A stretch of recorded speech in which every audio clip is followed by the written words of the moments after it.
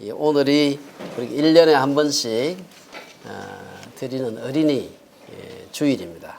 그래서 우리가 어린이 주일에 대한 하나님 말씀을 생각해 보고 또 어린이들은 또 어린이를 키우는 우리 부모님과도 관련이 아주 깊기 때문에 우리 부모님과 더불어서 함께 하나님 말씀이 보여주는 교훈이 무엇인가 하는 걸 좀 생각해 봤으면 좋겠습니다. 우리가 흔히 오늘날에는 우리 어린이들을 가리켜서 우리 나라의 미래고 우리의 희망이고 우리 가정의 희망이다 이렇게 얘기를 하지만 사실 국가적으로 사회적으로 어린이들을 귀히 여기기 시작한 것은 생각보다 그렇게 오래되지 않습니다. 특별히 이것이 법으로 법제화되어서 어린이들을 갖다 보호해야 된다. 또 어린이 인권 이렇게 나오게 된 것이 그렇게 오래된 일이 아닙니다. 근데 우리나라 제가 역사를 조금 보니까 우리나라에서 어린이 주일은 사실은 교회에서 시작된 것이 아니고요. 천도교에서 시작을 했더라고요. 보니까 천도교. 1920년대 특별히 그 당시에 여러분 잘 아는 방정환이라는 분, 그 다음에 아동문학가인 마혜송이라는 분, 이런 분들이 중심이 돼가지고 어린이들을 귀히 여겨야 된다. 이렇게 하면서 어린이날을 제정해야 된다. 또 어린이회를 만들고 이런 일들을 했더라고요. 근데 방정환 선생이 누군가 하면 바로 천도교의 3대 교주인 손병희 선생의 사위더라고요. 그래서 그분이 사실은 천도교, 도교, 일본 지부장 겸 특파원 겸 거기서 여러 가지 문학 활동을 하시면서 그 중에 그분이 쓴 시 중에 물론 이 동시입니다만은 어린이란 말이 처음으로 그게 나오는데 어린이 노래라고 하는 그 시를 발표했어요.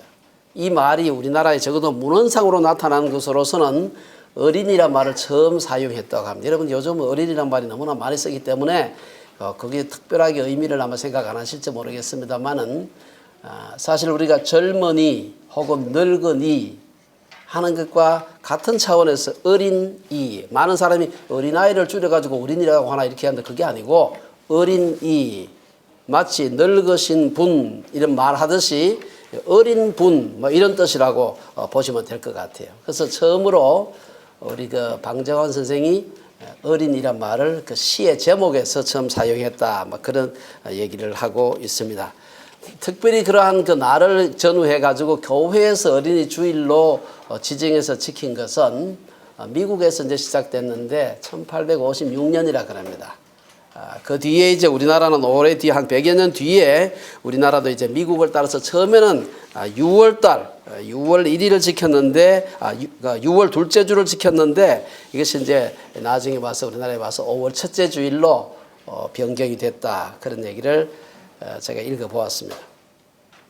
사실 복음이 일찍 전파된 유럽의 여러 나라들에서조차도 산업혁명 같으면 한 1760년대를 말합니다. 지금부터 한 250년 전이죠.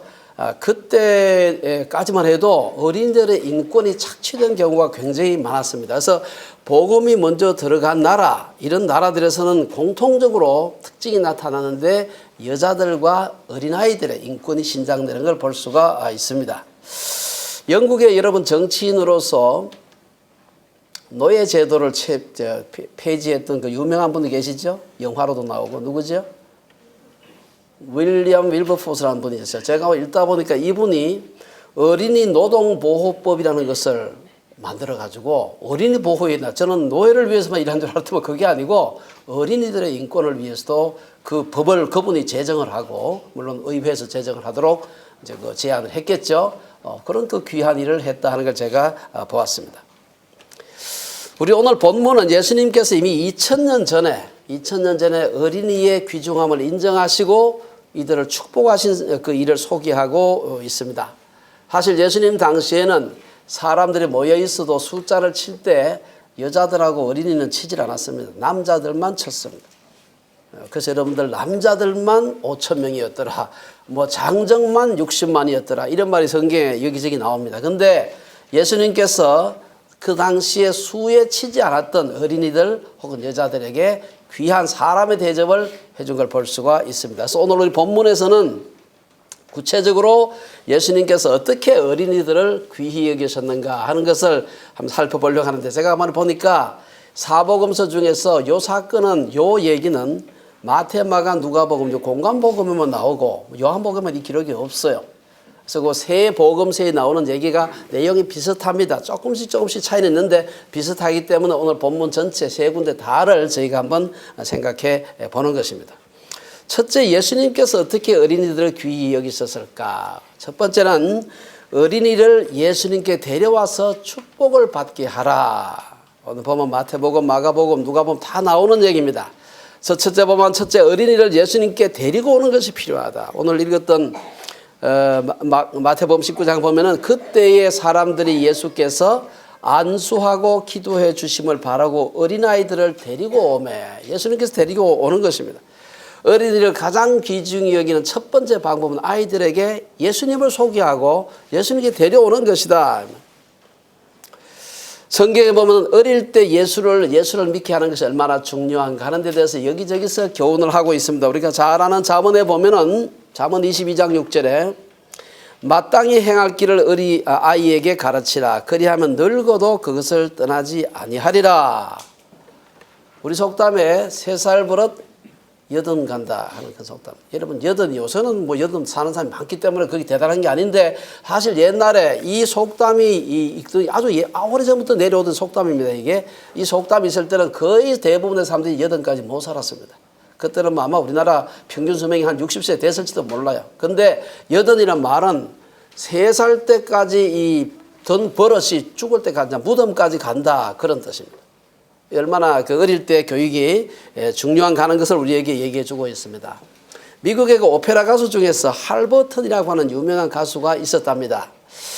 근데 그가 어느 날 가만히 자기 집에서 있는데 자기 집 아이가 이웃집하고 서로 이렇게 소꿉놀이 일을 하면서 이런저런 대화를 하는데 보통 때 잘 안 듣겠지만 그날 아주 흥미로운 얘기를 해서 옆에서 들었다는 얘기를 제가 읽었습니다. 보니까 이웃집에서 놀러온 자기 아들 친구가 한 말에 으쓱대면서 야, 우리 아버지는 말이야 우리 동네 시장님을 잘 안다. 자랑할 만하죠. 시장님을 잘 아니까 자랑하니까 자기 집 아이가 그런데 우리 아버지는 하나님을 잘 안다. 이렇게 서로 자랑을 하는 걸 옆에서 듣고선 자기가 너무 기뻤다 하는 그 기록을 보았습니다. 우리가 어릴 때부터 온 가족이 함께 모여서 가정 예배를 드리고 또 아이들로 하여금 어릴 때부터 함께 찬송하고 성경을 본 이 연습은 굉장히 중요합니다. 제가 늘 말씀을 드립니다만은 아이들은 마치 질그릇과 같아서 아이들이 아직 흙을 말랑말랑할 때 만들어야 되죠. 나중에 사춘기 지나고 막 크면 그거 하면 이거 안 돼. 그때 막 칼라가 부서집니다. 그래서 말랑말랑할 때 어린일 때 아이들을 훈련하는 것이 굉장히 중요합니다. 에베소서 6장 4절에도 보면은 사도 바울은 어른들 특히 아버지들에게 또 아비들아 너희 자녀를 노엽게 하지 말고 오직 주의 교훈과 훈계로 양육하라. 아이들을 우리가 사랑하기 때문에 때때로 아이를 노엽게 하는 일이 많이 있습니다. 두 번째, 예수님의 축복을 받게 하다 하는 것이 중요합니다. 예수님께 데리고 오고 예수님의 축복을 받는 것이 중요합니다. 마태복음 아까 읽었던 본문에 보면은 그들에게 예수님께서 안수하셨다. 아이들에게 축복하시고 또 다른 성경에 보면 축복하시고 안수하셨다. 안수하셨다. 어린이를 귀히 여기는 모습은 아이들로 하여금 예수님의 안수와 축복을 받게 하는 것입니다. 우리 아이들을 단순히 예수님 앞으로 데리고 나오는 것으로 충분하지 않고 데리고 와서 예수님을 인격적으로 만나고 그분과 동행하는 영적 축복의 여정에 동참하게 하는 것이 굉장히 중요하다는 것입니다. 예수님은 자기에게 나온 어린이들을 안으시고 안수하시고 축복하셨다. 그렇게 얘기하고 있습니다.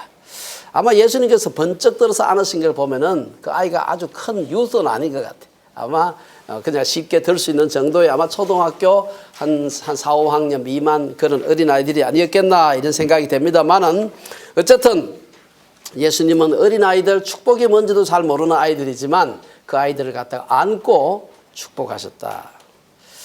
사실 어린아이라고 해서 어른들이 경험하는 영적 경험을 똑같지는 않지만 못하는 것은 아닙니다.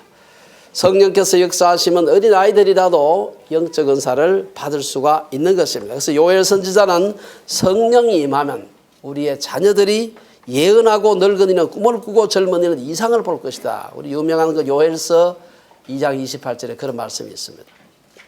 이 성령의 기름 부으심은 나이와는 무관하다.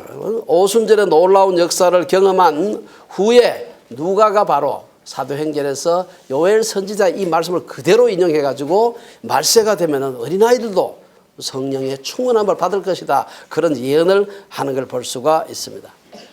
어린 시절부터 영적 훈련이 얼마나 중요한가 하는 것을 보여주는 성경에 많은 얘기가 있지만 그중에 대표적인 사람이 바로 사무엘입니다. 어머니 한나는 기도를 통해서 기도해서 하나님으로부터 사무엘을 얻게 됩니다. 그러다 그는 사무엘이 젖을 때자 아마 제 생각에는 아마 한 돌 내지 두 돌 정도 지났을 때쯤 해가지고 이 아이를 성전에 보내어서 그곳에서 자라게 했습니다. 그리고 나중에 자라가지고 사무엘은 후에 훌륭한 이스라엘의 지도자가 되는 것을 볼 수가 있습니다. 사무엘상 그 3장에 보면은 하나님은 나이 많고 영한 뿐 아니라 육안도 어두워진 엘리 제사장보다도 어린 사무엘을 통해서 앞으로 이스라엘의 미래가 어떻게 될 걸 하는 것을 예언을 해주는 것이 나오고 있습니다. 이때 사무엘의 나이가 얼마나 되었는지는 확실하지 않지만 앞뒤 전맥으로 봤을 때 아마 사무엘이 한 10살 전후가 안 되었겠죠. 요즘 우리로 말하자면 어린이라고 할 수 있는 그 나이에 아마 소년까지는 아직 안 되었을 것 같고 아마 어린이가 아니었겠나 생각이 됩니다. 사무엘뿐 아니라 요셉이나 다윗도 하나님의 부름을 인지하고 그분의 뜻에 순종하는 인생을 살기로 작정한 것이 그 나이가 많은 10대 후반 20대가 아니고 상당히 어린 때 그 모습인 것을 볼 수가 있습니다. 그래서 우리가 주빌리 채플에서도 가능하면은 아이들을 어릴 때부터 성인 취급을 좀 하는 게 필요하다. 저는 성인식을 한국에서 18세 혹은 19세, 20세 이렇게 하는데 훨씬 땡겨서 이스라엘처럼 12살 했으면 좋겠다는 생각을 합니다. 아이들은 어른 취급을 해주면 어른이 되는데 30이 돼서도 애들 취급하면 애로 남아있는 것입니다. 그래서 아이들이 내가 예수 믿는 게 뭔지 자기 스스로 생각할 수 있는 나이가 되면 우리 성찬식도 같이 하고 세례도 하고 그래 네가 이제 나이가 들고 했으니까 책임있게 너도 행동해야 되지. 우리 어릴 때부터 어른 취급을 가능하면 해주는 게 필요하지 않나 생각을 해보는 것입니다. 두 번째 우리가 어떻게 어린이들을 예수님께서 우리들이 어린이들을 귀하게 생각하도록 하는가 오늘 본문에 보면은 첫째는 예수님께 데려와서 그분의 안수와 축복을 받게 하는 것. 이 부모의 책임이죠. 두 번째는 어린이들의 앞길을 막지 않는 게 굉장히 중요합니다. 오늘 성경에 보면은 오히려 예수님 앞으로 나오는 어린이들을 갖다가 누가 못 오게 했느냐면 제자들이 꾸짖었다 이런 표현이 나옵니다. 그 마태복음 19장 13절에 보면은 이 아이들을 안고 이제 데리고 아마 걸려서 데려왔을지도 모르죠. 왔는데 제자들이 못 오게 이 애들이 자꾸 온다고 애들을 꾸짖고 못 오게 하고 이랬습니다. 그래서 이거 우리가 여기에 대해서 정말 이들의 앞길을 막았던 어린이들의 앞길을 막았던 것이 바로 제자들이었다. 아주 아이러니컬한 그런 일이죠. 그때나 지금이나 어른들의 집회에서 아이들은 귀찮고 때때로 시끄러운 존재일 수가 있습니다. 그래서 제자들은 예수님의 집회에 어린 아이들을 데리고 오는 것을 금하는 것이 예수님의 사역을 자기가 돕는 게 아닌가 그런 생각을 했던 것 같습니다. 그래서 우리는 여기서 어른들이 아이들의 영적인 앞길을 막을 수 있다 하는 것을 알아야 됩니다. 사실은 어른들은 자기도 모르는 사이에 어린이들의 앞길을 막을 수가 있습니다. 어느 누구라도 자기 아이들을 앞길을 영적인 그런 앞길을 막고 싶은 부모는 없지만 본의 아니게 자기도 모르게 그렇게 될 수가 있다 하는 것입니다. 어린이들에게 교회에 오지 말라고 하는 교회 지도자나 부모들은 없을 것입니다만은 그러나 자기도 모르게 아이들에게 그렇게 할 수가 있는 것입니다. 첫째는 부모들의 어떤 면이 아이들이 예수님께 오는 것을 막을 수 있는가. 저는 아이들에 대한 부모들의 과도한 집착이죠. 우리 부모들이 까딱하면 집착하게 됩니다. 자녀를 사랑하는 것은 하나님이 주신 본능이 아름다운 것이지만 집착하는 것은 탐욕이다. 자녀에 대한 집착은 인간의 타락한 본성이고 자녀를 망치는 첩경입니다. 오늘날 경제적으로 부유해지면서 또 아이 숫자가 적잖아요. 소자는 하나, 둘, 셋, 이렇게 적게 나면서 점점 집착하는 부모들이 늘어가고 있습니다. 우리 한국에서 오래전부터 유행하는 치맛바람, 바지바람 못 들어봤어요? 치맛바람, 이게 사실 집착이지. 중국에서도 보면 중국 사람들도 소황태자란 말이에요. 소황태자로 자라요. 궁중에서 자라는 게 아니라 매 가정마다 황태자들이 자라는 것입니다. 두 번째, 부모들의 바르지 않은 은행이 자녀들이 예수님께 나아가는 것을 막을 수가 있습니다. 부모들의 상처 주는 말이나 잘못된 행실, 말은 막 그렇게 했는데 우리 아까 우리 찬양인단으로 유집사님 얘기한 것처럼 말은 그렇게 하는데 부모들이 행동이 따라가지 못하면은 애들이 보거든요, 뒤에서. 애들은 부모의 앞을 보고 말로 배우는 게 아니라 뒷꼭지 보고 배운다는 말이 있습니다. 그래서 나중에 어릴 때는 잘 모르지만 거짓되고 위선적인 태도, 싸우고 분열하는 모습, 권위주의적인 태도 이런 걸 보게 되면 나이 좀 들어가지고 머리 굵어지면 교회를 떠나게 됩니다. 그래서 마치 예수님께 나오는 것을 꾸짖는 제자들의 모습과도 같은 그런 그 부모의 모습을 우리가 보일 수가 있는 것입니다. 그런 사람들을 가리켜서 예수님은 어린아이들이 예수님께 오는 것을 금하는 행위 하면서 분노하신 걸 볼 수가 있습니다. 그래서 예수님은 어린이들이 자신에게 나오는 것을 용납하라. 아이들을 막으면 못 가거든요. 어른들이 힘으로 막으면 못 가니까 가게 하라. 오늘 보면 두 번째, 아이들이 예수님께 오는 것을 막지 말아야 한다. 마가복음 10장 14절에 보면은 예수님께서 자기에게 나오는 아이들의 길을 막는 것을 보고 오늘 마가복음에서는 노하시어 이르시되, 아주 화를 내신 겁니다. 어린아이들이 내게 오는 것을 용납하고 금하지 말라. 이렇게 좀 더 강하게 얘기하는 걸 볼 수가 있습니다. 마가복음 9장에 보면 예수님께서 어린아이 하나를 데려다가 그들 가운데 세우시고 안으시며 제자들에게 이르시되 누구든지 내 이름으로 이런 어린아이 하나를 영접하면 곧 나를 영접하며 누구든지 나를 영접하면 나를 영접함이 아니요 나를 보내신 이를 영접함이라. 예수님은 어린아이 하나를 영접하는 것이 곧 자기 자신을 영접하는 것 같다. 그런 말씀을 하십니다. 그 반대로 또한 어린아이 하나를 실족해 하는 것은 그것은 곧 예수님 앞에서 큰 죄를 짓는 것이다. 오늘 보면은 또 누구든지 내 이름으로 이런 어린아이 하나를 영접하면 곧 나를 영접하리니 누구든지 나를 믿는 이 작은 자 중 하나를 실족하게 하면 차라리 연자매 똘이 그 목에 달려서 깊은 바다에 빠뜨려지는 것이 낫다. 마태복음 18장에서 그렇게 얘기하고 있습니다. 여러분, 그냥 물에 빠져도 힘든데 연자매 똘 이렇게 달고 빠지면 살아날 가능성이 전무합니다. 무슨 얘기입니까? 어린아이를 실족하게 하면 차라리 죽는 것이 낫다, 이 말입니다. 그래서 예수님께서 아주 어린이들을 얼마나 귀히 여겨야 되고 그들을 실족하게 해서는 안 된다고 하는 것을 보여주는 것입니다. 여러분이 잘 아는 그 발명왕 에디슨이라는 사람의 그 어릴 때 얘기는 아주 유명합니다. 사실 에디슨은 그렇게 대단한 사람이 인류 역사상 그보다 더 대단한 발명가가 없을 만큼 똑똑한 사람이었는데 에디슨은 어릴 때 학교 선생님이 바보라고요. 바보. 도저히 얘는 수학 능력이 없다 해서 11살 때 퇴학당했습니다. 수학 능력이 없다. 세계적인 조각가 로댕이라는 사람은 어릴 때부터 그림 그리기를 좋아했는데 그림 그리기를 좋아하니까 뭐를 꼴찌하겠어요? 공부를 꼴찌했겠죠. 공부를 맨날 꼴찌했고요. 그래서 그 대단한 로댕이 예술학교에 3번이나 리젝트를 거절당했어요. 못 들어갔어요. 20세기 최고의 물리학자인 아인슈타인은 고등학교 졸업할 때까지 수학 외에는 잘하는 게 하나도 없었어요. 그러나 고등학교를 제대로 졸업을 못 해가지고 나중에 대학 가서도 3번이나 낙방을 했는데 3번째도 낙방을 했는데 그 스위스 쭈리히에 가면 쭈리 공과대학이라 유명한 그 나라에서 제일 좋은 대학이 있습니다. 그 대학에서 3번째도 또 미끄러졌어요. 근데 가만히 그 교수들이 가만 보니까 다른 건 다 낙제인데 수학을 워낙 잘해가지고 조건부 입학을 했습니다. 고등학교에 덜 들었던 걸 아티도 하고 뭐 하고 어디 가서 들어오는 조건으로 조건부 입학을 해가지고 그 사람이 그 대학을 다니게 되었습니다. 러시아 문호 톨스토이는 대학에서 계속 낙제를 해가지고 그를 가르쳐서 그를 배우기를 포기한 학생이다. 다행히 이들은 어른들의 무시와 비난에도 불구하고 하나님께 나아가는 자신의 길을 연 그런 사람들이었습니다. 하지만 훨씬 더 많은 어린아이들은 어른들이 예수님께 나아가는 길을 막아가지고 자기의 은사를 펴보지도 못하고 지는 꽃들이 얼마나 많은지 모릅니다. 어른이 되어서 다른 사람들의 권위를 인정하지 않고 좌충우돌하는 사람 대부분 어릴 때 부모님과의 관계가 나쁜 아이들입니다. 비록 사회적으로 큰 성취를 하지 않더라도 주변 사람들을 복되게 하면서 자신의 인생을 행복하게 사는 것이 하나님의 뜻이고 예수님께 나아가는 것이라고 할 수가 있습니다. 세 번째, 예수님께서 우리에게 어린이들을 귀히 여기는 것, 그 중에 세 번째로 어린아이들에게 좀 배우는 것입니다. 오늘 본문에 보면은 마태복음 19장에 보면 뭐라고 얘기합니까?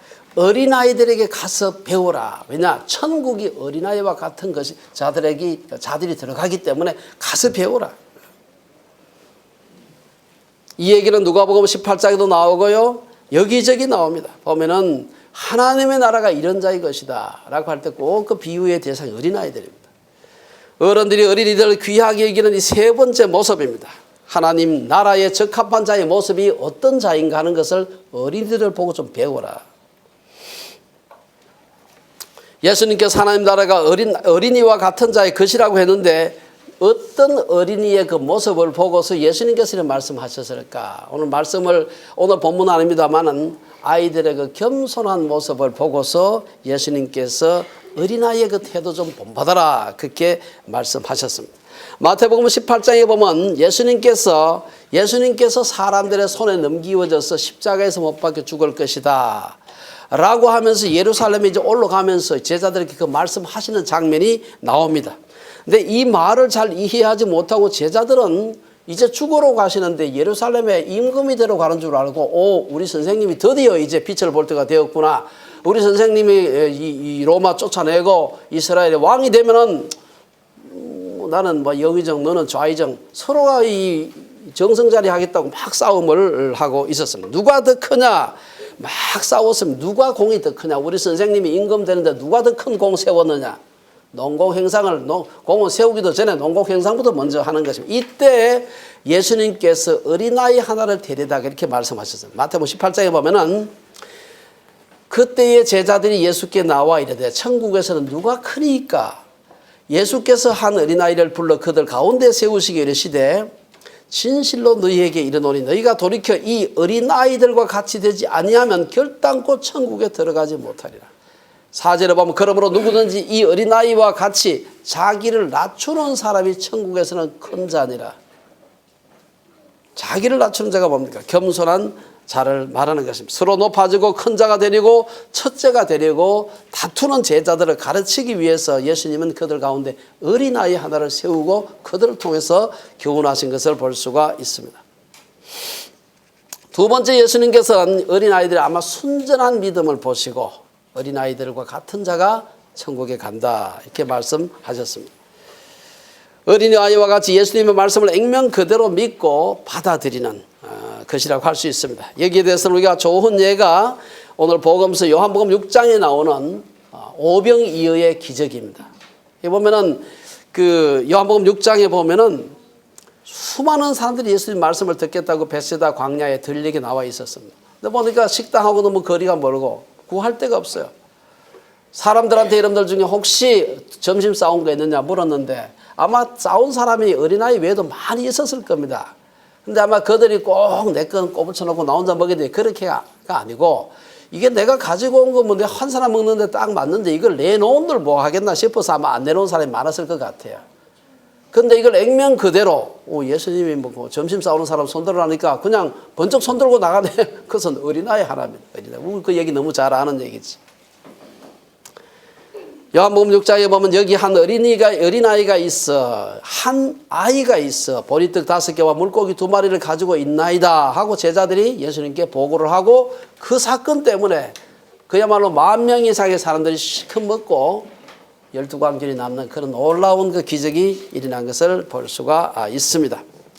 어른들은 그런 순전한 신앙을 갖기 어려울 때가 굉장히 많은데 아이들은 그런 신앙을 갖는 것입니다. 결론적으로 소크라테스가 늙고 병들었을 때 제자들이 선생님 사람들에게 가장 소중한 메시지 하나만 좀 들려주세요 하니까 소크라테스가 지그시 눈을 감고 말했답니다. 아테네 산꼭대기에 올라가서 시민들을 향해서 간절히 외치고 싶은 말이 하나 있는데 하니까 그게 뭡니까? 소크라테스가 말하기를 사람들이 재물을 모으는 일에만 충실하지 말고 그것을 물려받을 어린이들에게 좀 더 많은 사랑과 정성을 쏟아라. 이것이 내 일생을 통해 얻은 가장 귀중한 교훈이다. 예수님보다 훨씬 전에 살았던 소크라테스지만 그는 어린이들의 귀중함을 알고 있었던 사람입니다. 어린이들의 생물학적 특성은 대부분 엄마 뱃속에서 만들어지지만 아이들의 사회적이고 정서적인 영적인 특성은 대부분 태어난 후에 가정과 사회에 의해서 형성됩니다. 특히 어린 시절에는 부모나 어른들의 한마디 한마디가 아이들의 일평생을 좌우하는 경우가 있습니다. 제가 어릴 때 우리 아이들 이렇게 뭐 바이올린 같은 것도 시키고 뭐 악기를 시킬 때 제가 우리 둘째 보고 한번 되게 뭐라 그랬습니다. 열심히 안 한다고. 그로부터 바이올린이 끝났습니다. 제가 아직도 그걸 마음 아파하는 겁니다.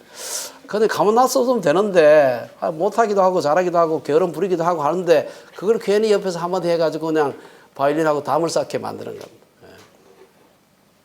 한마디 칭찬, 한마디 격려가 얼마나 인생을 어린아이들을 지옥불에서 건져낼 수 있는가. 역사 속에 그런 얘기는 수없이 많습니다. 그중에 제가 아주 좋아하는 얘기 중에 하나가 바로 미국의 전설적인 육상 스타 제시 오웬스라는 사람입니다. 오웬스는 1913년 엘라바마주에서 10남매의 막내로 흑인입니다. 태어났다가 너무 그 엘라바마주 남부에서 흑인 차별이 심하니까 오하이오주로 이민을 했습니다. 이민이 아니죠. 그냥 이주를 했습니다. 거기 와서 너무 가난해가지고 어릴 때부터 그냥 학교 마치면은 그냥 오후에 방과 후에 어디 가서 아르바이트를 안 하면 집안이 먹고 살 수가 없는 것입니다. 그런데 이 제시 오웬스가 뭐 그렇게 공부를 잘하는 것도 아닌데 놀랍게도 동네 애들하고 뛰어놀 때 달리기만 하면 얘가 앞에 뛰는 겁니다. 남들보다 앞서 나가는 거예요. 그냥 보통 뛸 때도 그냥. 그래서 달리기를 잘한다 하는 건 알지만 뭐 그걸 눈여겨본 사람이 없었죠. 그런데 이 제시 오웬스가 그 콜롬비아 오하이오주의 클리브랜드라는 데서 나중에 이주해 살았는데 거기서 중학교를 갔는데 중학교에 찰스 릴리라고 하는 그 체육 선생님이 계셨어요. 필드 트랙의 코치도 하고 체육 선생님이었는데 가만히 보니까 뛰는 폼이나 여러 가지가 보니까 이게 보통이가 아니구나 하는 걸 알아차리게 됩니다. 백인 선생님이죠. 그 당시에 흑인들에 대한 여러 가지 많은 편견과 차별이 굉장히 심할 때입니다. 20세기 아직 뭐 초이 때니까 이 아이를 보고서 저 아이를 키워야 되겠다 생각해서 아이를 칭찬하기 시작합니다. 근데 이제 아무리 칭찬해도 연습할 시간이 있어야 되죠. 왜냐하면 학교를 마치자마자 중학생 되었을 때는 가서 아르바이트를 일을 해야 되니까 할 수가 없는 거예요. 그래서 너 뛰기를 대단히 잘하는데 학교 좀 일찍 올 수 있겠냐? 그러면은 공부 시작하기 전에 뭐 요즘 한 7시 정도 학교 와가지고 한 1시간 정도 연습 좀 하고 이제 공부하면 어떻겠냐? 자기는 제시 오웬스가 뭐 다른 건 잘하는 거 없고 띠뛰기 할 때만 남들보다 이제 훨씬 더 잘 뛴다는 건 자기도 알고 있었던 겁니다. 근데 이 찰스 릴리 선생님 때문에 그 아이가 육상을 시작합니다. 이 릴리의 격려로 오웬스는 그대로 연습벌레가 됩니다. 뭐 열심히 연습을 하게 됩니다. 나중에 제가 그 릴리 선생이 그 제시 오웬스를 훈련시키는 걸 보니까 더 잘 뛰게 하기 위해서 너 어떤 자세로 트랙을 뛰어야 되는지 아느냐? 네 뒤에서 지금 이 트랙이 불이 붙어가지고 너를 태우기 위해서 달려온다고 생각해라 하면서 아주 막 온갖 여러 가지 격려를 다 했어. 그런 그가 나중에 오하이오 주립대학 오하이오 스테이트 유니버시티하고 저 콜럼버스라고 하는 데가 있거든요. 오하이오 주립대학 아주 유명한 아주 큰 대학이 있어요. 오하이오 주립대학에 이제 그 진학을 해서 거기서 체육과에서 공부를 했는데 그 공부하는 중에 1936년 무슨 해입니까? 유명한 베를린 하계 올림픽이 열렸던 해입니다. 그 해 거기에 미국 그 육상 대표로 나가게 됩니다. 거기 나가가지고 오웬스가 베를린 하계 올림픽은 여러분 그 우리나라하고도 관계가 깊습니다. 그 송기정 선수가 나가서 마라톤 1장기 달고 마라톤 1등 하던 그 유명한 올림픽인데 거기서 필드에 거의 4종목을 휩쓸어가지고 금메달 사관왕이 됩니다. 물론 마라톤 우리 송기정 선수가 1등을 했지만 그러고는 그 기록이 수십 년 동안 깨지지 않습니다. 이 제시 오웬스가 세운 기록, 너무 놀라운 기록을 세우는 것을 볼 수가 있습니다. 그는 일생 동안 7개의 세계 기록을 세우는 대위협을 이루었습니다. 지금도 오하이오 주에서는 그를 갖다가 오하이오 주의 탄환이다 이렇게 부릅니다. 오하이오 스테이트 유니버시티에서는 그가 1933년부터 36년까지 OSU 오하이오 스테이트 유니버시티 다녔는데 그게 너무 얼마나 자랑스러워요. 하도 자랑스러워서 OSU의 그 큰 대학마다 이제 대규모 소위 그 빅10 중에 하나 들어갑니다. 중서부에 그 대학에서 큰 스타디움을 짓는 그게 바로 제시 오웬스 메모리얼 스타디움입니다. 지금도 매년 미국 최고의 트랙 및 필드 선수에게는 제시 오웬스 어워드가 주어지고 있습니다. 이것이 한 무명의 코치가 그 새카만 흑인 소녀 하나를 갖다가 그 가난해가지고 뭐 도저히 먹고 살 수가 없어가지고 중학생 때부터 나가서 일을 할 수밖에 없는 그 아이를 이 격려함으로써 그야말로 미국 역사상 최고의 육상 선수를 길러낸 것을 볼 수가 있습니다. 어디 오웬스만 그러하겠습니까? 우리 모든 어린이들의 인생은 어른들의 말 한마디 한마디로 아이들이 천국과 지옥을 왔다 갔다 할 수 있습니다. 성경은 곳곳에서 잘 키운 자녀들은 이 세상 어떤 것보다 더 큰 축복이다. 그래서 시편 기자는 시편 127편에서 어린이를 가리켜서 여호와의 기업이요 태어 상급이요 장사의 수중의 화살과 같다. 마지막으로 영국의 낭만주의 시인 워즈워드의 그 시가 있습니다. 거기 보면 뭐 그분이 쓴 시가 많습니다만 무지개라는 그 유명한 시가 있어요. 우리나라도 번역돼서 많이 그 보급이 되고 있습니다. 제가 한번 읽어드리겠습니다. 하늘의 무지개를 바라보면 내 마음 뛰노나니 내 생명 시작될 때 그러했고 어른된 지금도 그러하거늘 나 늙어서도 그러하리라. 아니면 내 목숨 그도 가소서.